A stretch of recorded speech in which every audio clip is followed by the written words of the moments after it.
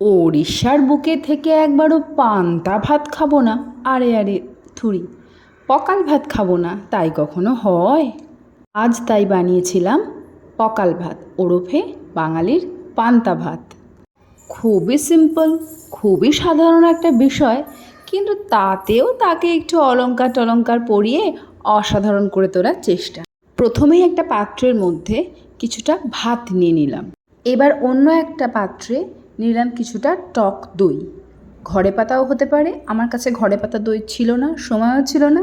আমি বাজার থেকে কেনা টক দই দিয়ে কাজটা চালিয়েছি। দইটা ভালোভাবে ফেটিয়ে নিয়ে তার মধ্যে দিয়ে দেব পরিমাণ মতো নুন। তারপর দইটা আরও কিছুক্ষণ ভালোভাবে ফেটিয়ে নেব। এবার আগে থেকে বেড়ে রাখা ভাতটার ওপর এক চামচ করে দইটা দিতে থাকবো, কতটা পরিমাণ বুঝবো। এবার দেব বেশ খানিকটা পরিমাণ ঠান্ডা জল। জলের লেন্থটা হবে ভাতের উপর পর্যন্ত। আর যা প্রচণ্ড গরম, তাতে করে জল একটু বেশি হলে বিশ্বাস করুন কোনো সমস্যা হবে না। এরপর একটা চামচ দিয়ে দেখে নেব যে ভাতের উপর পর্যন্ত জলের লেন্থটা গেছে কি না। তারপর আর কি, সোজা চলে গেলাম ব্যালকনিতে। এই কারি পাতার গাছটা আমার ও বাড়ি থেকে আনা, বিশ্বাস করুন একটা পাতাও ছিঁড়তে ইচ্ছা করছিল না। ও বাড়ি থেকে আনা বলে আমার কষ্ট হয়েছে এমনটা কিন্তু নয়, যে কোনো গাছ থেকেই পাতা ছিঁড়লে যেমন কষ্ট হয় তেমনই হয়েছে। এবার পাতাগুলো বেশ ভালো করে ধুয়ে নিলাম।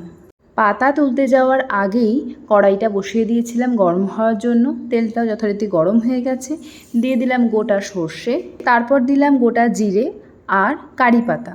ফিরে যাওয়ার সময় হয়ে আসছে বলে লঙ্কাগুলোকে রোদে শুকিয়ে রেখেছিলাম, তাই কাঁচা লঙ্কা এই মুহূর্তে নেই। ওই লঙ্কাগুলোই কাঁচা ছিল, এখন শুকিয়ে গেছে, তাই দিয়ে দিলাম। ব্যাস, আবার কি, তেল দেওয়ার জন্য তেল একদম রেডি। তেল দেওয়ার পরে আরও একবার ভালোভাবে পুরোটা চামচ দিয়ে নাড়িয়ে নিতে হবে। এবার ইউটিউব, ফেসবুক বা ইনস্টাগ্রাম থেকে ইন্সপায়ার্ড হয়ে লেবু কাটা শিখলাম।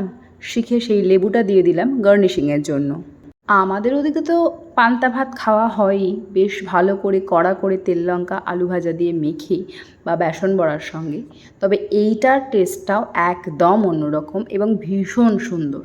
সবচেয়ে বড় কথা, শরীর ঠান্ডা থাকলে মন ঠান্ডা হয়ে যাবেই বস।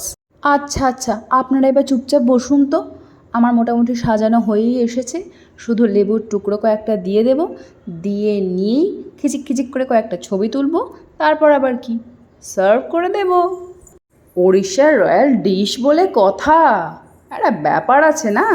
যাই হোক, একা হাতে নিজের হাতে মোটামুটি সবটা করলাম। কেমন হলো জানাতে ভুলবেন না কিন্তু। টাটা।